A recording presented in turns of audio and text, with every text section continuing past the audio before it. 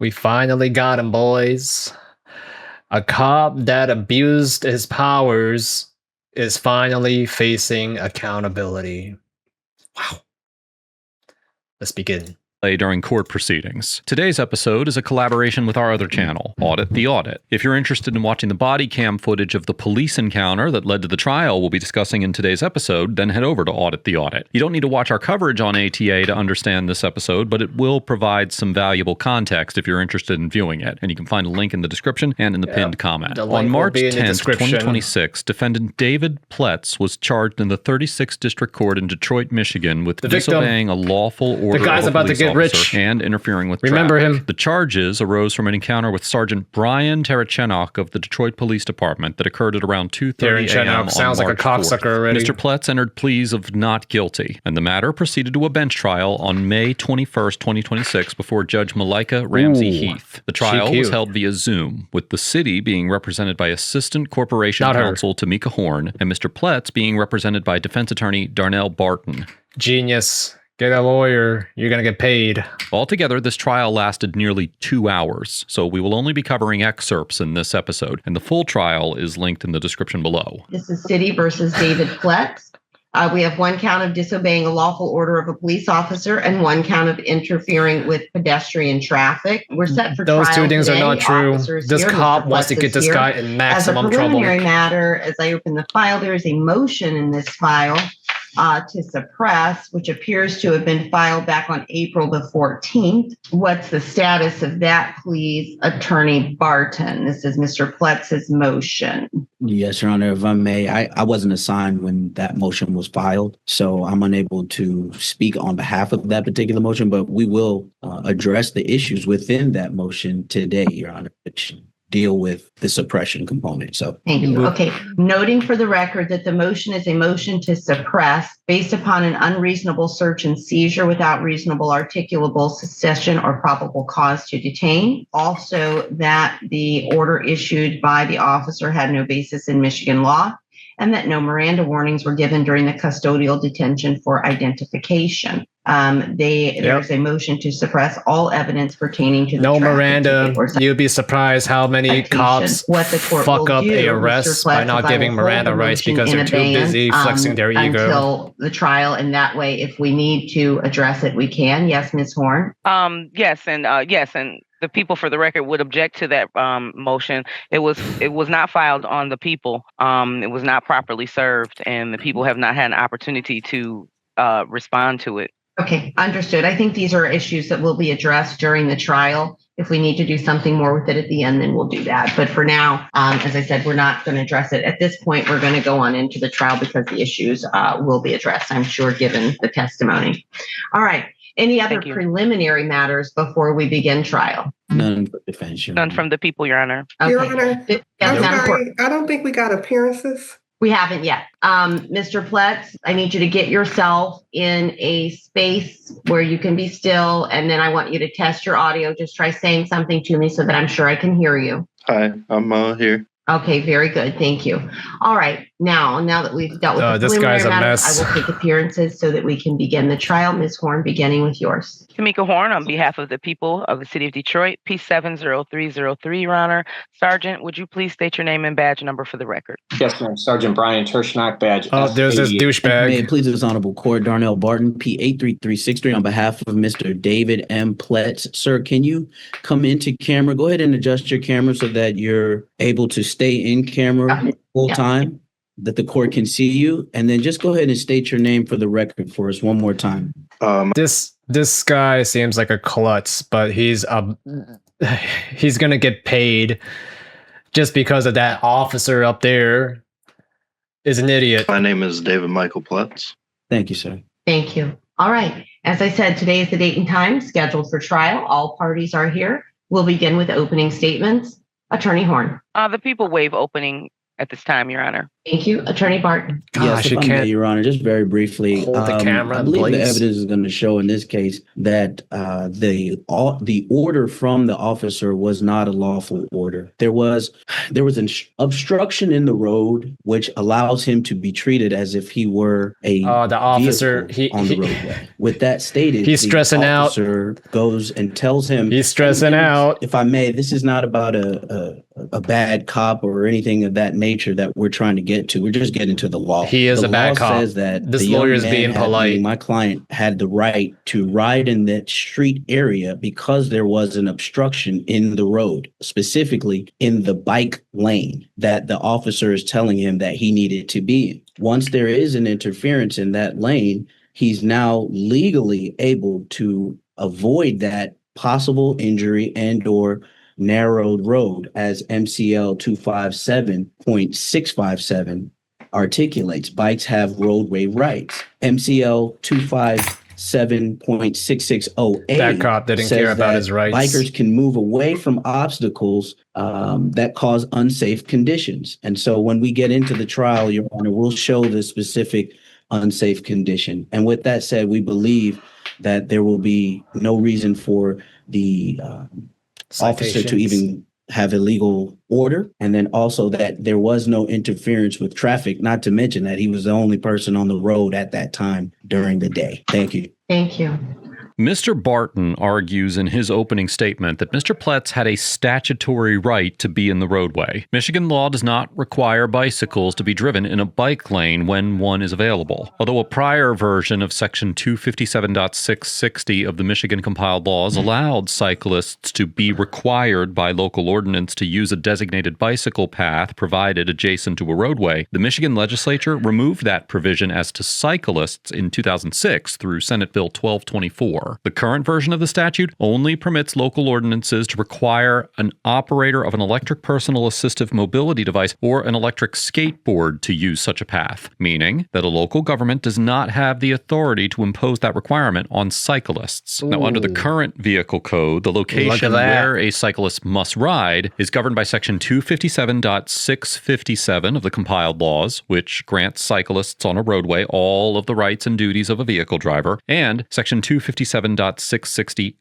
which requires a cyclist traveling slower than traffic to ride as close as practicable to the right-hand curb or edge of the roadway. However, the statute explicitly creates exceptions to that requirement, including where conditions make the right edge unsafe or reasonably unusable due to surface hazards, debris, and other obstacles. Accordingly, the order to use the bike lane had no statutory basis on its face, and even the broader obligation to ride near the right edge of the roadway would not apply if the obstruction that Mr. Pletz encountered triggered one of those exceptions. All right. Attorney Horn, who's your first witness? That would be Sergeant Tershnak. Thank you. Sergeant Tershnak, please raise your right hand and swear affirm that everything you tell the court today will be the truth. I do. Thank you. Attorney Horn? Yes, thank you, Your Honor. Sergeant, where he will tell the truth. The City of Detroit Police Department, 4th Precinct. I don't think he has a how long reason have you to been a lie. police officer? 27 years, ma'am. And during Wait a sec, 27? He said he's been a cop for 30 years. So he lied when he was confronting David Pletz. He told David that he had 30 years of experience. Clearly, that's a lie. that 27 years, have you had any training as it relates to traffic? Yes, ma'am. And specifically to bicyclists? Yes, ma'am. Okay, and for purposes of what the subject ineffective matter training, of, apparently. in this case is, what in particular have you learned in your training as to bicyclists? Briefly, when there are bike lanes available, citizens are to use those bike lanes. More importantly, in this incident, the individual, the defendant, was riding his bicycle in the middle of vehicular traffic lane. Not in the middle. With a bicycle lane provided. Okay, and we will get into the depth of the conduct that created the issuance of these tickets. Yes. Are bicyclists held to the same standard as motor vehicles? Yes, they are. They have to operate their bicycle in a safe manner as anyone would be driving a vehicle. Thank you. And on March 4th, 2026, were you on duty? Yes, ma'am. At approximately 2:32 a.m.? That is correct. And would that been in the area of Green Street and West Fort? His voice is a lot less geeky. And is that the city of Detroit? Yes, ma'am. What brought you to the area, Sergeant? I was on routine patrol traveling westbound on Fort Street at that time. And what did you observe at that time? At that time, I just observed the defendant riding a bicycle in the middle of the only lane available for vehicular traffic. Only lane? I thought it was a double lane. While bicycle lane was provided. Actually, no, I think it is a bicycle lane was provided, and he was in the middle of the road, as you stated, correct? Correct. Were there any other vehicles around at that time? I don't recall. There were no vehicles in front of us. I believe one or two vehicles may have passed going eastbound, but I can't recall. Okay. And you can't recall an actual obstruction or blockage or interference with traffic have to happen in order for you to issue a blockading ticket? No, the actual blockading was the defendant riding in the middle of the traffic lane, which even if he was authorized to ride in that lane, he would have to move over to the farthest right side of the road for vehicular traffic, which he did not. On direct examination, Sergeant Terachenok testifies that an actual blockage of traffic did not need to occur for the interfering with traffic offense to be established, taking the position that Mr. Pletz riding in the center of the lane when a bike lane was provided constituted the interference itself. Section 257.676b of the Michigan Compiled Laws, the statute underlying the interfering with traffic charge against Mr. Pletz, prohibits blocking, obstructing, impeding, or otherwise interfering with the normal flow of vehicular, streetcar, or pedestrian traffic on a public street or highway. However, in the 2022 case of People v. Luzinski, the Michigan Supreme Court held that this statute is violated only where the normal flow of traffic is actually disrupted, and that potential interference with hypothetical or non-existent traffic is insufficient, reasoning that any other interpretation would render every person crossing a street potentially guilty of a civil infraction. Accordingly, contrary to Sergeant Terachenok's testimony, the interfering with traffic statute requires evidence that traffic was actually disrupted at the time. That's right, and no traffic was disrupted. That guy was riding on an empty lane with no cars behind him. Time of the alleged this cop offense. Just at that time, also, for blockage. what else happened after you observed? And let's back up a little bit. Imagine claiming constipation that morning when you have no shit. Are they in the virtual courtroom today? Yes. And can you describe something that person is wearing? He had a black hoodie on in the video. Okay, and what about here? Same thing. I believe he had a hoodie. He's the gentleman with the beard, Mr. Pletz. Okay, and you recognize that as the person that you interacted with during this incident? Yes, ma'am. Okay. Your Honor, may the record reflect that the sergeant has identified the defendant? The record will so reflect. And once you ran into the defendant, what did you do? When I first observed the defendant riding in the roadway, I grabbed the bullhorn, the microphone on my vehicle, and I gave him a warning and asked him to move into the bike lane. And did he do that? He did not. And what followed after that? I gave him a second verbal warning with the microphone of the vehicle, to which the warning, you were yelling at him. You're defendant. It wasn't a warning, it was an order. Taking his hands off of the handlebars of the bicycle and started operating the bicycle without his hands down the middle of the roadway. Which is legal. And he continued down the middle of the roadway. Correct. Okay, and at that point, even after those two commands, did he proceed to get on the bicycle lane? No, he did not. Okay. And then what else happened? At that point, there was a break in the construction cones. I was able to pull up alongside of Mr. Pletz, roll down the window of my vehicle, and I asked him if he heard me via the microphone and asked him if he heard me asking him to get into the bicycle lane. And what was his response to you? His response to me was that there was a sign a little bit east of us that said that the bicycle lane was closed. And I said, I'm not aware of any sign back there that says the bike lane is closed. I said, would you show me?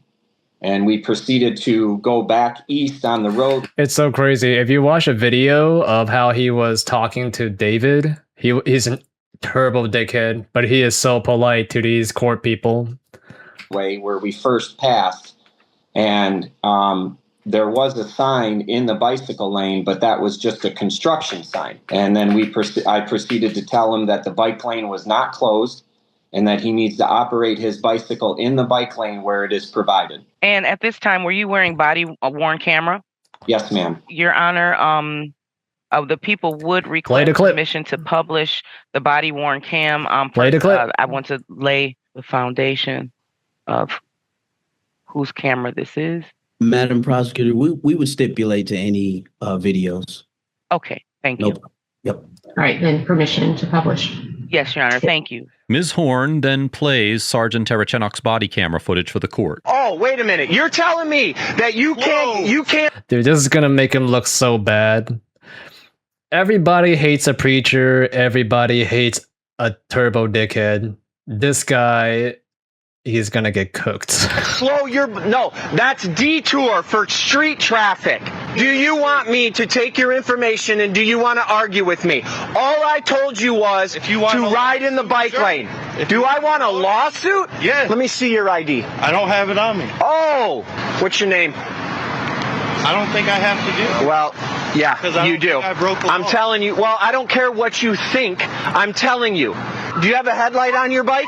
I have a headlight. Yeah, well, why isn't it on? It doesn't have to be. It's a bicycle. Well, you're the one who said that you can't avoid obstacles. And if you have a headlight, maybe you should have it on to not hit obstacles. Does that make sense to you? Maybe the obstacles shouldn't be in the bike lane. You have 2 seconds to give me some ID or give me your name. I don't think I have. What's your reason why? I told you. Put your hands behind your back. Illegal arrest for not providing an ID. You don't have to provide ID. This cop fucked up. I love people like you who think that you're going to tell me the law. He doesn't love people like that. You're Mr. Law Johnny Awesome and you know everything. Now walk over to this officer's car and give him all your information. Or you're going to get another charge for resisting obstructing. If you'd like to see the full police encounter, head over to our companion episode on Audit the Audit, linked in the description and in the pinned comment. Now, after the body camera footage was played, Sergeant Terachenok's testimony continued through additional direct and... Look, he looks so ashamed. He looks like he's trying to think of some excuse to his behavior. Cross-examination. The city and the defense were then both permitted to make closing arguments. We'll move on to closing arguments. Attorney Horn. Let's make sure Mr. Pletz is still with us just because I'm not getting video or audio. There we go. Okay. Attorney Horn. Thank you, Your Honor. The people have shown that Mr. Pletz was riding in the middle of the roadway, whether it was narrower or not. He even admitted himself in the video that he should be to the farthest right. Sergeant Terachenok also testified that if the bike way was not available, that he should be to the far right. Mr. Pletz's and his bike, as he was riding, were in the middle of the roadway and blocked the officer. The officer is also a citizen with rights, motor vehicle rights, and a bike should not have been there, whether it was narrower or not. There was mentioned to be an obstruction that he had gotten past already, and Mr. Pletz was not complaining that there was an obstruction. He actually thought the bike lane was closed, and he may have hopped off the pathway. We don't know if that's where he started. When Sergeant asked him to get on the bike lane and use that bike lane 3 times, he refused to do so, and as a matter of fact, commenced to arguing with the officer. Officer testified that he was not even seeking to give a ticket, and I can understand why. We're talking about 2:32 a.m. in the morning. That argument ensued, and the interaction ensued at the instance of Mr. Pletz. There's some video that is missing, and that happens. But for centuries, we've used the testimony of the witnesses to flesh out cases. The question here, outside of any red herrings that I found personally or professionally, was number 1, was a lawful order made? Yes, it was. The statute provides 257-602 of the Michigan legislature states a person shall not refuse to comply with a lawful order or direction of a police officer when that officer for public interest and safety is guiding, directing, controlling, or regulating traffic on the highways of this state. West 4th Street is a public roadway in the city of Detroit, and that's where Sergeant was on duty, and he was directing traffic. while he may have been the only vehicle that was blocked. He was in fact blocked while he approached Mr. Pletz's bike. In addition to the lawfulness of the order is it came from him regulating traffic. As far as interference with normal flow, Sergeant testified that he was interfering with his own flow. And so that is impeding just by nature of a pedestrian or even a vehicle blocking traffic, being in the middle of the roadway. Wait, is this assistant corp counsel on the cop side? And he still could have been to the far right, no matter how narrow the roadway was. Outside of that, these are the issues that are here. As far as the obstruction, I think that's something that was thrown into the picture because I don't think in the video, nor was it stated here, and until it formed into an obstruction. I think the issue was that he believed that the roadway was closed, the bike lane was closed. He didn't complain about any obstructions on the scene. He didn't complain about not being able to get through somewhere. And at that point, he had already got past that. So if he'd already gotten past that, why are we using it as an obstruction now? All the officer did was say, hey, please hop on the bike lane. And like I said, if that's where he started, I believe that people have proven the burden beyond a reasonable doubt and by the preponderance of the evidence that he had impeded traffic. Thank you, Your Honor. Thank you. Oh, wow, she's on the cop side. What a bitch. I mean, there's common sense. I think if there's that thing blocking the way in the bike lane, look at him, he's so happy. You could sense the hubris coming off of him.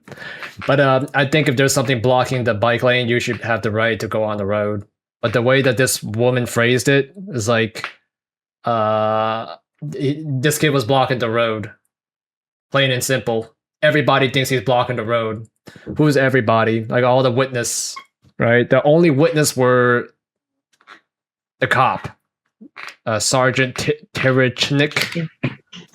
Attorney Barton. Thank you, Your Honor. In her closing argument, Ms. Horn asserts that Mr. Pletz committed an offense by refusing to comply with Sergeant... Oh, wait, so is she like the police lawyer? Is that what she is? Terrachinok's order to use the bike lane, which she characterizes as quote-unquote lawful. Under Section 257.602 of the Michigan compiled laws, an individual may not refuse to comply with a lawful order of a police officer who is directing or regulating traffic for public interest and safety. Because lawfulness is an element of the offense, a directive that lacks a basis in law cannot support a violation of the statute, even where an individual refuses to follow it. As discussed earlier, Mr. Barton has maintained throughout the trial that the order was not lawful because Mr. Pletz had a statutory right to be in the roadway. The city's case, therefore, turns on whether the order directing Mr. Pletz into the bike lane had any basis in law. Your Honor, at this point in time, we just want to make the very clear argument as it relates to the two components that the court, the bike lane and the ID. We'll get to the third component, which is credibility, after. So the bike lane itself, Your Honor, we've already concluded that there was an obstruction. How and to what degree down the road there were further obstructions, my client would not know. Once he approached no obstruction, he would have to do what any other logical driver would do, which is to be in a safe distance, which is where he placed himself, a safe distance from that obstacle. And we saw the distance. We looked at it on the camera. It was about yay big. So in order for his bike to go through that distance, literally his pedals would be on both sides of that little pier, meaning that only the tire would be able to get through. That's so crazy. Like, there's no technicality. You have to argue in the sense of, like, oh, you have to talk about the curb and the pile of sandbags. Like, oh, the pedals will impede on these things. It's always fascinating, like how these little things come into discussion in a court, in a serious place like a court. So, as it relates to safety, the MCL says that a biker has, as a motorist as well, just not a biker, but a motorist has the right to a safe passage, and it has to be reasonable. So again, when the officer says, hey, the guy told me that there was a sign that said this road was closed, and we go back there and we see it wasn't closed, he's missing the reasonable component of it. it was blocked. It was still obstructed. So instead of him taking that time to, as he said, he's an officer of 30 years and taking that time to de-escalate, he re-escalated. And then he continued to berate this man, calling him a clown, a beach hippie, alleging fraud. It was pretty egregious. However, they said that there was it was 2 a.m. and there's no cars on the road. That was the point, because there was no interference in traffic. And if the officer is saying he was interfered with in traffic, then the officer should know that, again, because he loves people who knows the law, he should know the law, that he has to give the bicyclist 3 feet of space as per the Michigan Vehicle Code Act 300 of 1949. It's 257636, overtaking and passing vehicles. So the officer should have known that, had he known the law, that he was in the wrong if he thinks he was the vehicle that was not giving safe passage.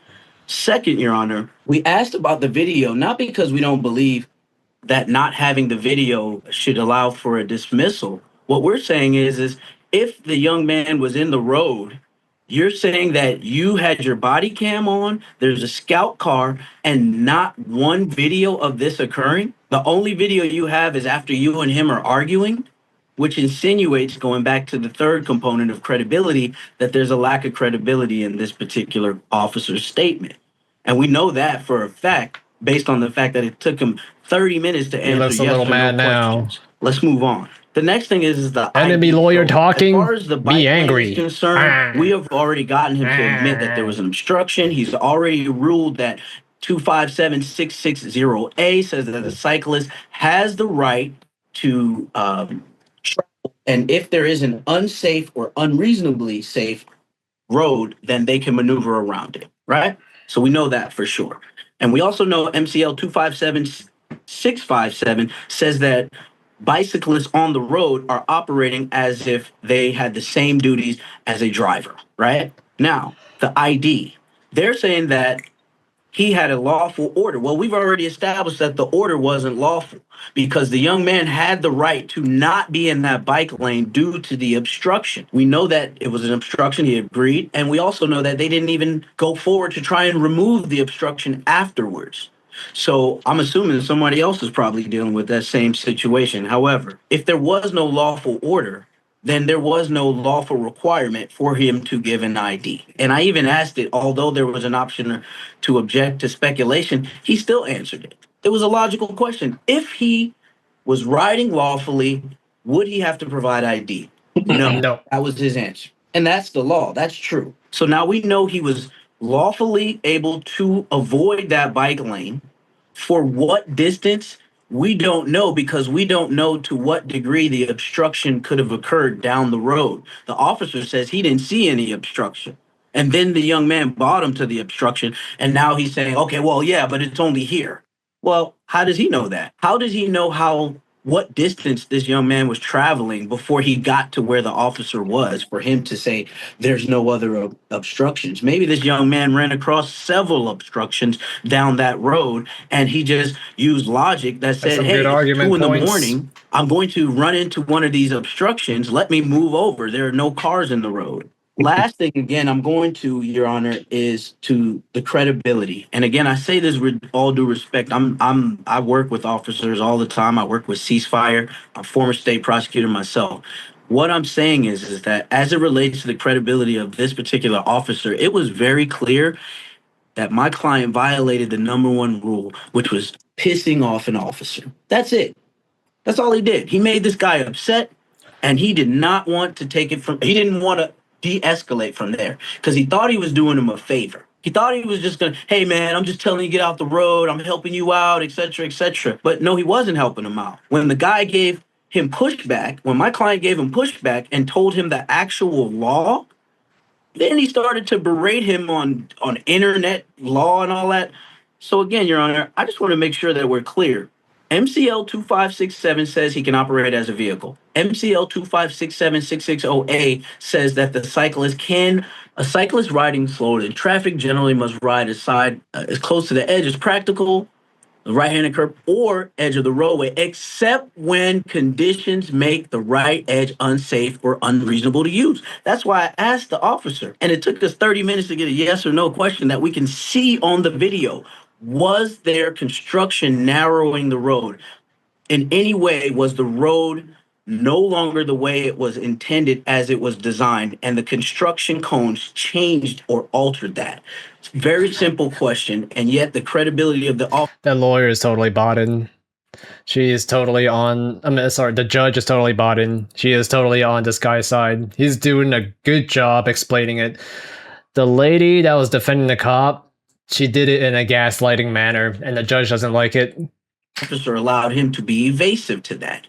Why? Because he knows MCL 257660A says if that was narrowed, that changes the dynamic of where he is to go to the right or left because it's not safe. So with that said, Your Honor, we would respectfully ask that they dismiss these charges, both of the charges, because one leads to the other. One was that he disobeyed a lawful order. There was no lawful order. Second off, that he failed to present ID, which is, again, improper because he was not required to present ID. With those stated, Your Honor, we would respectfully ask that the court dismiss all of the relevant charges. Thank you. All right, thank And press charges. Please press charges. Press charges against this guy. you. Get him fired. Rebuttal, Your Honor. All right, I'll allow rebuttal. Okay. Thank you, Your Honor. In this particular case, there was a lawful order given, and it was simply to please get back on the bike lane. And if not, if you're riding near the curb or close to the curb, farthest right of the traffic, it was talked about here that would have likely been okay. But in this case, he was riding in the middle, in the front of the officer's vehicle, in the very front. And so while he decided to jump, we don't even know where he started. We don't even know if he started on the bike lane. But his reasons. Stop. This is closing. Ms. Horn is speaking. Stop. Objecting to facts not in the record, Your Honor. There was no right, and we don't even know where he started. So as far that's right. Don't know where he started, so you cannot assume that he's been committing a crime before there was any evidence presented. So. Rejection. As being in the roadway, this is what the officer testified to. He was in the middle of the roadway. He was not in the bike lane, but some of the argument is that he was not in the bike lane for some justification. However, he was no safer in the middle of the street at 2:30 in the morning, and officer was not trying to pass him. So as far as being safe passage and enough room, the officer was not trying to pass him. The officer was giving a lawful order to use the bike lane instead of the middle of the road. He got a lawful order from the police, and he repeatedly refused to identify himself. While the defense may feel that it was not lawful for him to pull him over because he was doing everything right, even if he wasn't, he has a justification for doing what he did. When a police officer asks you to identify yourself, that is a lawful order for investigation purposes only, and he was merely detained. Thank you, Your Honor. Thank you. All right, we'll take these one at a time. First, let's deal with the interference with traffic. What the law says, and part of the issue is that we're dealing with subjective judgment all around here, from the cyclist to the officer to those of us who are viewing the video. And that's because the law is framed subjectively in this kind of a case. What it says is that they are to ride as close as practicable, right? Practicable. There goes the first subjectivity. What's practicable to you may not be what's practicable to me. They are to ride as close as practicable to the right-hand curb or edge of the roadway. Here's second part, is all of us who've been to law school know about elements. When traveling slower than surrounding traffic. That's the second element. Was he as far right as practicable? Was he traveling slower than other traffic? Then there are the exceptions. Overtaking, making a left turn. Here's the big one for us today, avoiding hazards and one-way streets. Those things allow the cyclist to leave the right curve in terms of practicability. I have the great privilege of traveling Fort Street. That's a joke because it is the bane of my existence on days when I have to do it, especially at 2:30-ish in the morning. It is full of construction. It is full of barrels. It is full of detours and arrows and lights that make it very difficult to navigate in that area. It is difficult to imagine that what a cyclist is expected to do, rather than following a straight course of action, allowing him to avoid the obstacle that's here, weave back in, avoid the next obstacle that occurs in the next 2 feet, weave back in, weave back out. As a cyclist, I don't know that what a cyclist would determine is practicable in terms of staying close to the right hand. Practical, lady. Clearly, practical. That sign was there with sandbags. Not practicable. And we can argue semantics about whether detour means closed or closed means detour. But as drivers, if we see a detour sign, we generally move. That's what a detour says. Even if it doesn't say closed, it means move somewhere else. You're detoured. And so we have a cyclist who saw a detour sign, according to him or his attorney, and moved. So then the question is, should he have moved back in, right? It wasn't a detour sign, it was an obstacle. Or by not moving back in, was he obstructing traffic? And here's what was very telling to me. And I wrote it down in terms of the first video that was shown. Between 17 minutes and 5 seconds and 17 minutes and 7 seconds, when police cars were sitting in the lane, a large oil tanker truck went by, traveling the exact same direction. If that large oil tanker was not obstructed by numerous police cars and individuals in the roadway, it's difficult for me to understand how one cyclist obstructs traffic if a tanker can still get by. Because it did. It caught my attention because of he is not happy. It's a huge truck. I invite you he to looks back pissed. And watch the video if you doubt what I'm saying. So somehow he's like, traffic fucking is dumb bitch, by large stupid bitch ass lawyer motherfucker. We need a man lawyer. Fuck this hoe. Vehicles, police cars, but is obstructed by a single cyclist. I don't think so. An officer, as it was phrased, kindly asking you to do something or giving you a friendly reminder to do something might be nice, but that doesn't turn a request into a lawful order simply because it's coming from an officer. Right. It still has to have its basis in the law. Sergeant Turchinok testified under cross-examination that he was not familiar off the top of his head with the very statutes that are applicable to this case today. Absolutely, that was your testimony, officer. And if you don't want me to address you, then keep a poker face, because that was absolutely your testimony. We went over it many times where the answer was yes, no, or I don't know. The question was directly about the statutes and the content of the statutes. And the answer was, I don't know off the top of my head. And that's okay. I don't keep a book of statutes in my head either. And it's way easier to keep the general rule in your head than all of the exceptions.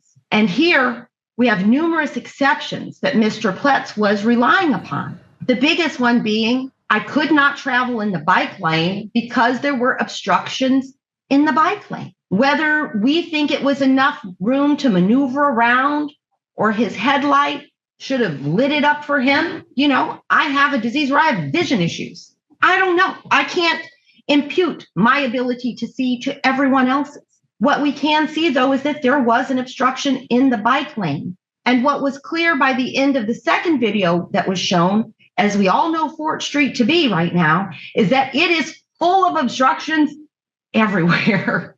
That barrel appeared to be very close to the bike lane at the end of the video. Now, Officer Turchnick saw it in person. Maybe it was further to the left than it appears to me. Maybe to Mr. Pletz, who was further back and not looking at a still photo of it as we are. He sees another obstruction in the bike lane. And so he's traveling the roadway until he gets past the obstructions that would cause him to, quite frankly, not maintain a single course, but be dodging in and out of traffic. Just cut straight to the point. To the law. That's the only alternative, because we know that there's construction and obstructions all over that place. So the alternative is he couldn't. On the bike lane when he could, off the bike lane when he couldn't. At 2:30 in the morning when they are night.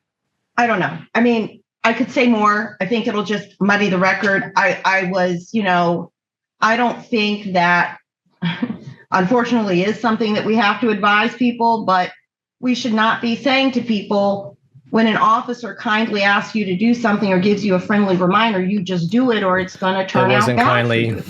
That's it was not the the kind of opposite place of kind. that we're supposed to live in. He looks pissed. It's okay for people to know their rights. You don't even have to take a bar exam in every state in this country. Fidgeting with his pen. You don't have to go to law this bitch, school I want to in every stab this state. pen in her Law is face. still done. I'm more mad at her than David now. And apprenticeship. There are smart people who study and learn the law. There are quote unquote jailhouse lawyers that could go toe to toe with any of us in this courtroom today. I do not find that Mr. Pletz interfered with traffic. I do not find that Mr. Pletz disobeyed the lawful order of a police officer, just so it's clear. I believe that Mr. Pletz's actions fell within the exception of the statute, rendering the order for him to return to the bike lane unlawful. I do not believe that there is a violation here. My finding is not guilty on both counts. Thank you. Thank you, Your Honor. Thank you, Your Honor. Thank you, counsel. Thank you, Sergeant. All right. You guys have a good one. Thank you, Sergeant. You guys have a great day. Okay, you too. Judge Ramsey Heath found Mr. Pletz not guilty of disobeying a lawful order of a police officer and not responsible for interfering with traffic, concluding that no traffic was actually obstructed and that the order directing Mr. Pletz back into the bike lane was not lawful. This trial illustrates that a command does not become lawful or mandatory simply because it comes from a police officer. It must have a basis in the law. The same statutory... He should press charges. David Pletz should press charges for illegal arrest. Yes, you can press charges for illegal arrest, and then you can get paid big. There's a lady, I forgot what city, but she got arrested in front of a 7-Eleven or a Starbucks. She got wrongly arrested, and she got paid $8.2 million. You gotta teach this cop a lesson. If he wants to be corrupt, well, make the city pay for it. And when the city pays for it, they're gonna shit on him. I feel like that would be proper punishment for him, and probably fire too. That would be a bonus.